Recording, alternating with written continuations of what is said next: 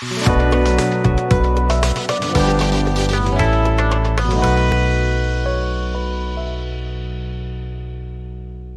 everyone to another episode of Around the Block Talk.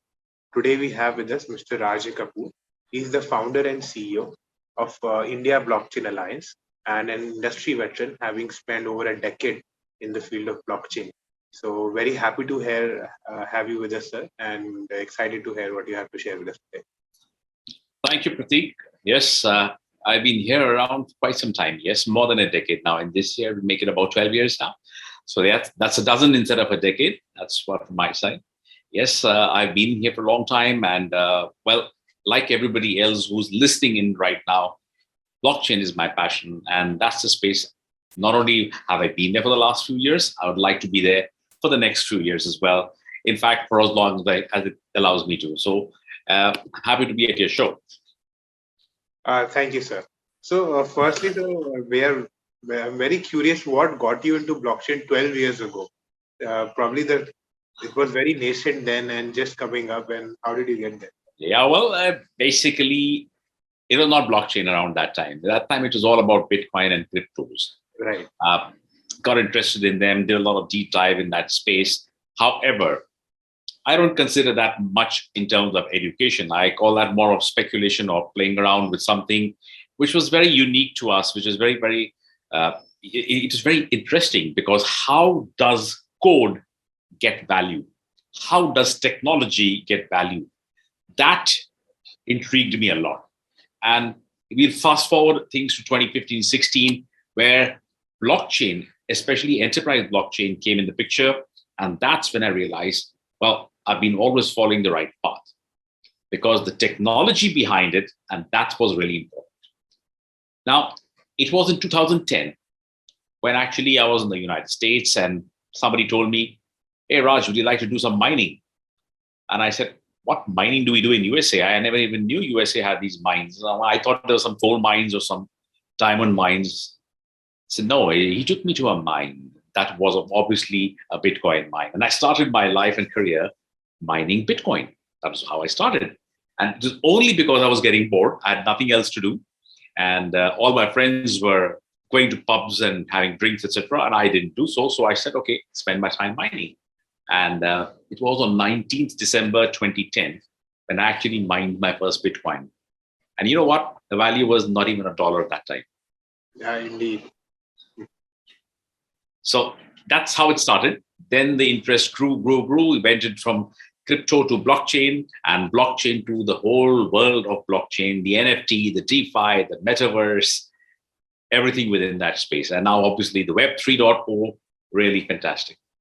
So that's my space. Right. So, sir, do you still have your Bitcoins from 10 years ago? Don't tell anybody. I mined 62. Out of that, I sold 12 when the price had gone past $60,000. Rest I have. Yeah, that's a fortune now. 62 Bitcoin. I'm not complaining. Yeah, indeed. So, sir, also, what kind of work are you doing at your organization, and how are you supporting this? Right. Okay, I'll break it up into three different parts. As an organization, we do three specific things. First, when I started the organization, the idea was to have people understand what is blockchain, because whenever I would talk about blockchain, people would ask me whether I should invest in Bitcoin. So I tried to explain to them that Bitcoin is not blockchain and blockchain is not Bitcoin. That was the first thing. So for that, I started doing a lot of work with educational institutions, educating youngsters like yourselves. What is blockchain? What is crypto? What is the difference? How does it work? All those things. So one of my divisions is education, where I now work with more than 70 to 80 different universities and colleges, sharing my knowledge with them, helping them understand the blockchain completely, every aspect of blockchain. Technology, yes. Application also, yes. And then making a new generation of blockchain individuals, new resource pool, because that's very important. When you talk about new technology, if you don't have people using it or being able to work on it, there's no use whatsoever. So that's my first. The second, I work with a lot of corporates like Reliance, Larsen Toubro, Goenka Group, big organizations, helping them form a blockchain strategy from a CXO level. They need to understand it from top so that it percolates down. That's the second thing which I do. I help them with strategy, why blockchain, when blockchain, how blockchain, what should be done, what is the ROI, whether we change systems, legacy systems, so on and so forth, the whole 9 yards of blockchain. Then, as a subset of that, let's call the startup ecosystem. I work extensively in the ecosystem of startups, especially in the blockchain space. Blockchain space, when I say it is completely any aspect of blockchain, and I help these youngsters, young companies. I help them with product management, shaping the product, helping them go to market strategy, creating them MVPs for them, helping them with accelerators, seed funding, whatever level of funding is required, and then being with hand-holding them till they actually reach the success wherever they have to reach. So that's one of the key things which I do with these guys. I now personally sit in about 28, 30 different startups globally, and I'm helping them. A lot of them have got their funding. A lot of them are even listed now in the exchanges. So it's been a very good success story. Yes, that's one. So you have, first I had institutions, that's education. Then we do corporates and startups. And the third I do is I do a lot of work with the government, that is the Indian government. The Indian government has got projects going on in 14 states across the globe, across the country and India.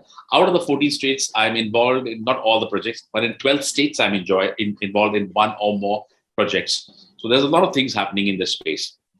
I also do a lot of work with in the agriculture ministry with some of my suggestions on blockchain for agriculture have been now written, going towards writing policy. So I do that. I work on helping the government also, giving my recommendations on how the crypto framework should be there, anti-money laundering laws, terrorist funding. So I'm also a researcher, and I do a lot of work with them to actually identify solutions for the big question mark we have on our crypto policy. So I'm trying to make that question mark into a ... to be continued instead of being a question mark. So that's what I'm doing with the government also.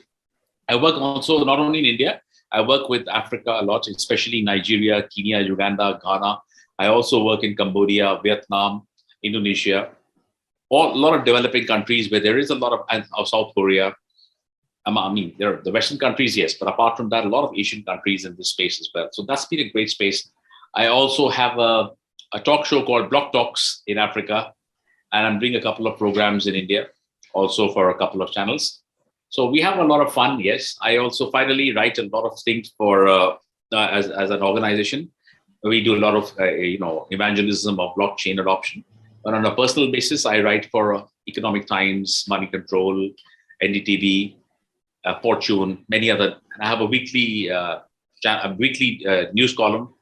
Sorry, not news column. I call it a content column, or we call it a column where I write a lot of things about different aspects of crypto. That comes in a newspaper called DT News, and very well read down south, especially. But it's a great thing to read that. Yeah. So that's what I do. Yeah. A lot of things. Indeed, I think you work on almost every aspect possible with blockchain, from education to because that's a complete circle. You have to start at the education, then only you can do all the others. Otherwise, if you don't have people, who's going to do the projects? Even if I consult these guys, who's going to do the projects? And who's going to tell the government? Somebody else will do it. So people like us are doing it. So I'm one of them, yes. Right, indeed. So, sir, I believe a challenge with blockchain today, this being a new and emerging technology, is that it's as of this moment, only most of the technology people are actually understanding this and building things on top of it. Yes. So this education, I think this needs to travel across the food chain to the business professionals, to the governments. And so how do you think that can be enabled so we don't make the wrong decisions about the technology? Yes, you're right. See, it all starts with education and awareness. If you do not have awareness, you do not have education, you're fighting a losing battle, right? Right. We talk about the good virtues of blockchain, but it's just like having a beautiful Mercedes car, but nobody to drive it. Somebody has to drive it. And that somebody is going to be the youth of our nation, right? India's got fantastic global talent, tech talent, but we don't have the direction. We have a little few courses here and there, but that's not going to help us. You have to have a complete understanding of the space right from the time it started, how it evolved, why it evolved, All those things are very essential. We don't have, unfortunately, we have a lot of people who say they're blockchain experts, but they really don't know blockchain. They know a few aspects of blockchain. And that's a dangerous thing. Half knowledge is very dangerous. Right. So my advice to all students is learn the basics. Don't be in a hurry to learn a little and say, oh, I'm going to get a great job as a blockchain developer. You might get a job just now, but then you'll hit a wall. Where are you going to progress if you just know this much of blockchain? Blockchain is one of the largest technology subjects because blockchain is for techies as well as non-techies. So while technology, the techies who love coding, programming, etc., they can become developers, architects, product managers, so on and so forth. There are plenty of opportunities. On the other side, the non-techies can become great product managers. They can become great marketing guys, BD, ICO advisors, community managers. There's so much opportunity. In fact, blockchain is the one technology which I can rattle off maybe 30 different options we have in jobs. And that's why they are in very, very high demand. I don't know also whether you know that NASSCOM came out with a report just recently, a couple of months back, in which they said right now we have about 50,000 people working in the crypto blockchain space. By 2030, we will need 800,000. 50,000, 800,000. Huge gap. Right. Gaps means opportunity. We have to take those opportunities. Indeed. So also, I've been interacting with some of the founders of these blockchain startups as well, and I think the problem that they are also facing is that to actually take the technology and then how to make products out of it, how to fulfill the business objectives out of it. Absolutely. So one of the mistakes most founders make is they don't anticipate technology and how it'll move and the right people around it. Their teams are faulty sometimes. They may have brilliant ideas. I'm not faulting ideas. I'm faulting the planning. Most very good ventures have failed because the planning has been very faulty. And that's my advice to all founders. Spend some time planning. Get the right people on board. Get the right advisors on board. Don't try and think, oh, I know a little bit of blockchain, so I'm going to be the biggest success since Steve Jobs. It's not. None of us are. Okay? But plan better. One thing missing in is plan better. Everybody feels that they miss out on, it's a FOMO moment. Right. Everybody's in that FOMO. I'll miss out. I'll miss the crypto bus. You're not going to miss the crypto bus. You're not going to miss the blockchain is not going anywhere. That bus is there. It's going to be there all the time. If one goes, another one will come along. Right? Don't make the mistakes of getting into something, then not having the right people around you. I've seen so many young startups suffer because they don't have great technology people around them. I've seen that happen. I advise a lot of them also. One of my first things of advice is get your team right. Don't think of money from day one. You're not going to get it. What comes easy goes easy. Enjoy the ride. Enjoy the journey. The destination will come. And that's the biggest problem founders, I think, have. And they should really look twice before they actually enter. And as I say, learn to swim properly before you jump into the ocean. Till then, it's good to swim in the pool. Right, indeed. So also, as you mentioned that you're working with a lot of African countries and South Asian countries. So what does this technology actually mean for the emerging markets today, being the decentralized nature that it has? So what is happening, emerging economies like Nigeria, etc., they are very aspirational. They want to take themselves out of poverty. They want to take their nations out of poverty. There's a lot of poverty in these countries, and there's a lot of corruption, things like that. They want to take it out. And I see that they are very aspirational. In fact, I say, and from personal experience, African nations where I have worked have been more aspirational than any Indians I know, including their startups.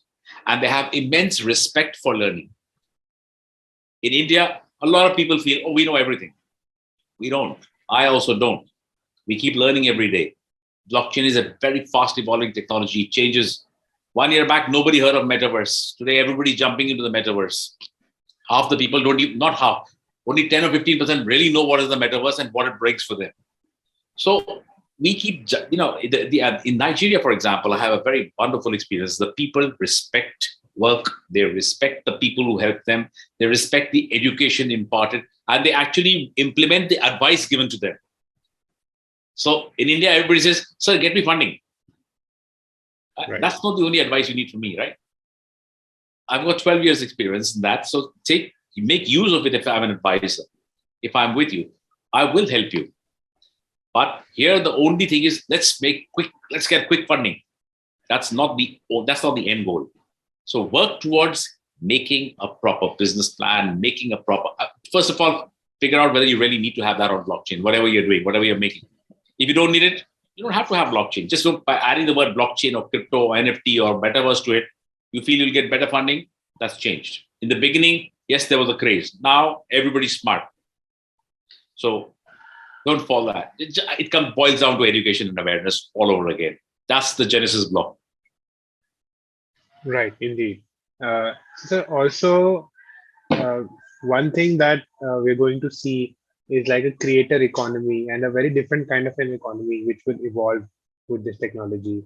So how can the creators today take advantage of these platforms, and how Yes. can they deliver themselves?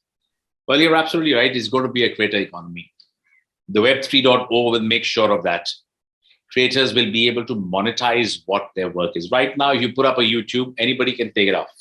Anybody can use it, put a movie, put anything. You don't get monetized for it. Does YouTube pay you anything for putting it up? No. But YouTube gets valuation by your videos, by your content. You put content. Steam it. I don't know whether you heard of Steam it. Steam it is like a YouTube, but it's on the blockchain. It actually monetizes. So like this, with Web 3.0 coming up, great platforms. There's a great platform for crypto enthusiasts called Floyx, Floyx. I love that. It's a great community platform for people to network within the crypto space, also get monetized for putting up blogs, writing articles, etc. That's the creators at the end of the day are not getting pirated. Their content is theirs. Their ownership, their provenance can be proved now. That is very critical, because before this, if I put up an article in the newspaper, somebody can just copy the whole damn thing. Nobody really bothered. It's no longer going to be there. And then there is another great startup which I was working with. It's called Watch Ads. It gives people, you can create your content and ads, and you get paid for actually watching these ads. So not only the creator, but even the viewer gets monetized. And there is a whole system of doing a lot of work and earning crypto through it. You're going to navigate, whether it is games, etc. Everything is getting through a monetized. And more important, Web 3.0, the power of your data is with you. You have the permissions. And as a creator in a creator economy, you always have to have the permissions. Otherwise, the whole world will have everything which you have made and can make something on it and copyright it without you. That's changing. Web 3.0 is going to change all that. Right, indeed. So also, now this changes the dynamics of the products that we have today, and the revenue model, particularly where these Web 2 companies are earning majorly from our data through advertising. Totally. Again, the product completely changes because the creators are able to earn and control in a better way. So how do you think these things are going to change, and how will the industry shape up? Well, I'll tell you very simply. Right now, whenever you go to any site, they'll ask you for your mobile number, they'll ask you for your email ID. That's for sure. Without that, you can't enter it anyway, whether it's a Facebook or a LinkedIn or anything else for that matter. Even if it's a Ghana.com or something like that, anything. I always ask this question to you, and this question is for everybody who's listening in. What is common with the Oyo, Baiju, Big Baskets, and all those big unicorns and heavily funded companies? What is common in all of them? Two things. One, they all make losses. Thousands of crores losses. Yet they get funding, correct? If you don't pay one EMI, you'll get 20 phone calls. Right? Right. So that's one thing. They make losses and get funding. That's first. And second, they have something which is more precious than gold. They have your data, my data, right, everyone's data. They have that. They make money by selling your data. How do you think you get phone calls? So your pre-approved credit card, pre-approved loans, you're eligible for this. Where do they get the numbers from? It is the data sold by all, whether they are telecoms, whether they are websites, and more important, the Googles and the Microsofts and the Amazons always have everything of your data. They are not making money by selling the products or services. Not interested. Look at Zomato, look at Swiggy. Look at Swiggy, 1,000 crore losses of getting funding. What the hell? If you spend 1,000, if you lose 1,000 rupees, your father will, parent, mother will tell you, what have you lost 1,000 rupees for? Swiggy will get more funding. You will not get. With this changing paradigm, when the data is in your control, the same companies will start paying you for the data. And if you want to share your data, it's your choice. You don't want to share it, don't share. But the choice is going to be all yours. That's going to be the huge difference in the future. All these companies which have made money out of our data will no longer have that power to do that. They may like it, may not like it. That's a different issue altogether. But that's what's going to happen over the next 5-10 years. Things are going to change drastically. Permissioned data will be the next new frontier. Right. That's certainly a good direction to head in. And so also another promise that this technology has is of decentralization. So today we have these monopolies in different spaces like our social media, Facebook and Amazon. So do you think Web3 is actually going to break these monopolies? It's inevitable. It's a question of time. It's inevitable. And all the big four data companies, etc., will have to reimagine and rework their strategies now, because one source of income, it'll not dry up, it'll shift, the paradigms will shift. They'll have to change their models because now they can't force you to part with your data. That's going to change. Now, a lot of people are skeptical. Why will people do that? Well, before the big four came, the data was never being utilized properly. They taught us that data can be really monetized. Let's take the positives. We can't blame them. That's their business model. Absolutely fine. Works for them. They're all, forget unicorns. They're way beyond unicorns. Okay. However, the next unicorns will be the one which have more ethics attached to them or more permission-based objectives. Our objective, you have the data. I'm happy to give my data if it's not harming anybody, but I should get monetized for it. Don't you think I should get something for which you are making money out of? So they're going to be different. Things are going to be more on smart contracts where maybe a portion is mentioned that, well, if you actually put in your information here, but you will get this much, either tokens or money or gifts or something. There has to be some takeaway. Till today, there has been no takeaway, only one-way traffic. It's a one-way traffic. What will happen? I see a two-way traffic emerging over a period of time. And that two-way traffic is what's really needed. You and I are the ones why all these loss-making companies are making money. So we should be compensated, if nothing else, at least to some extent. And that's going to be the way future is going to be.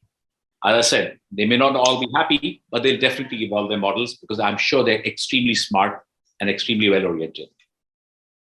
Right, indeed. So we are seeing that happening to some extent. So Instagram recently announced that they will be integrating NFTs, and totally. So the NFT will bring in the provenance. The NFT will bring in the ownership.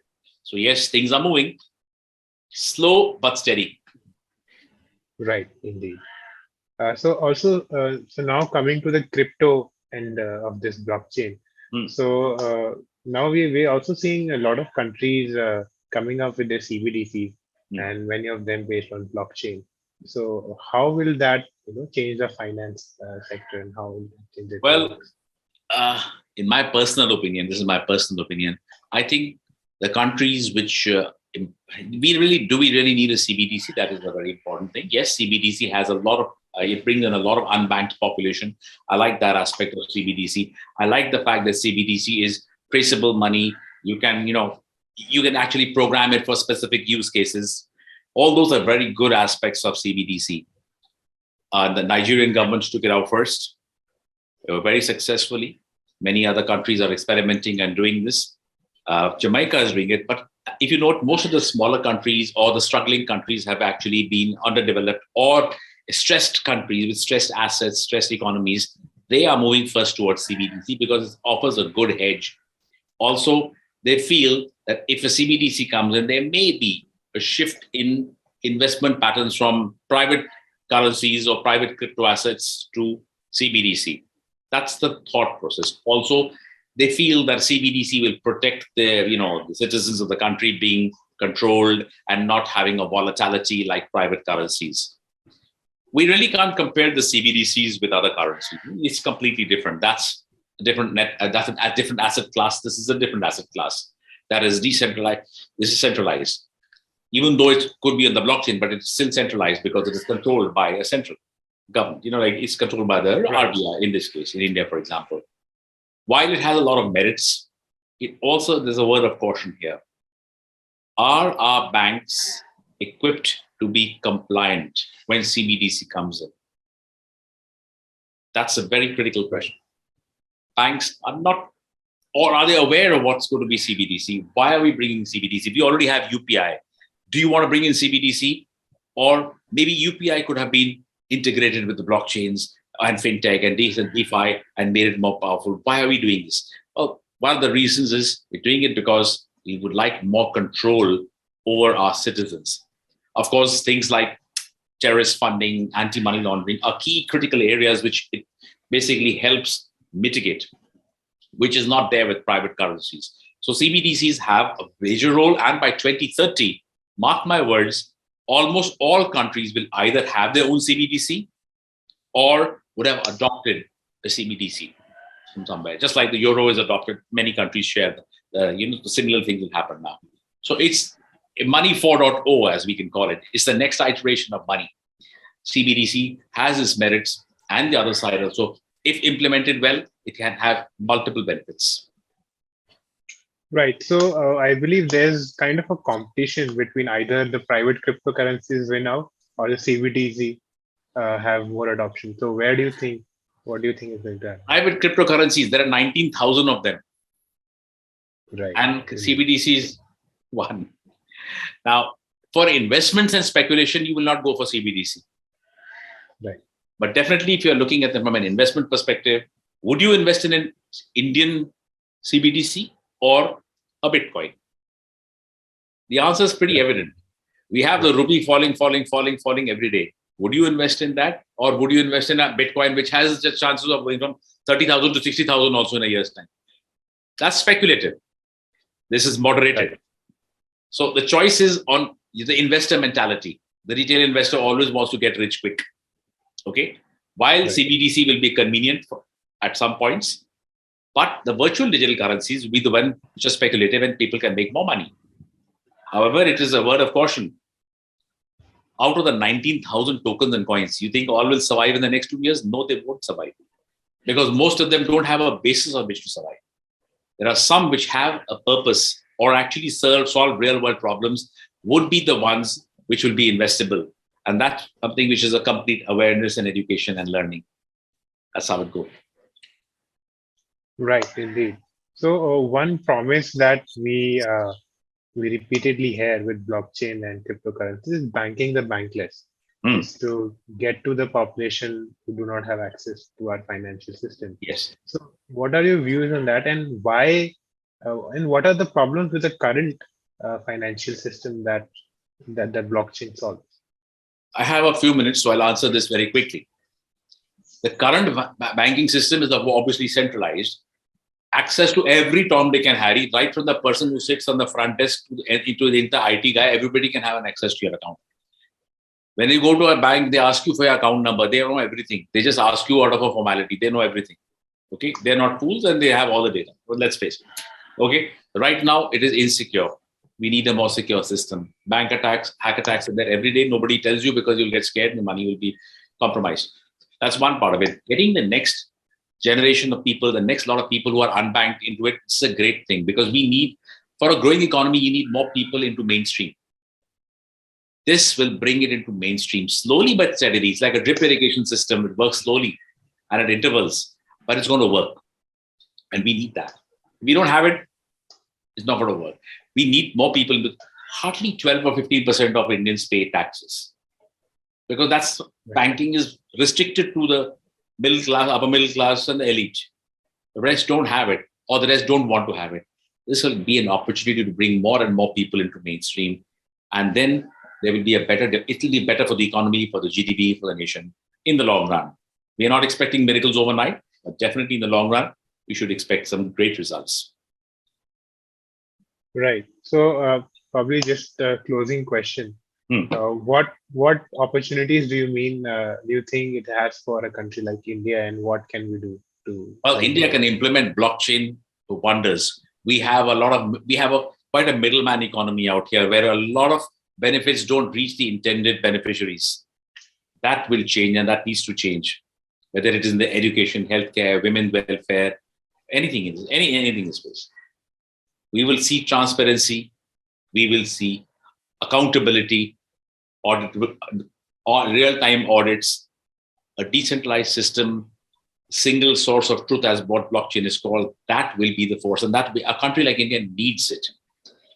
A lot of people mistrust our country, but with putting all these things in place, we will find a better acceptance, better market positioning, more transparent ways of working, proper governance, everything. All these things put India is a superpower in the making. Yes, this will just accelerate the process. A technology that is a revolution. Crypto is a speculation, but blockchain is a revolution. We need revolutions, and this is one. Yes, sir. Indeed, I would definitely agree with you on that last statement.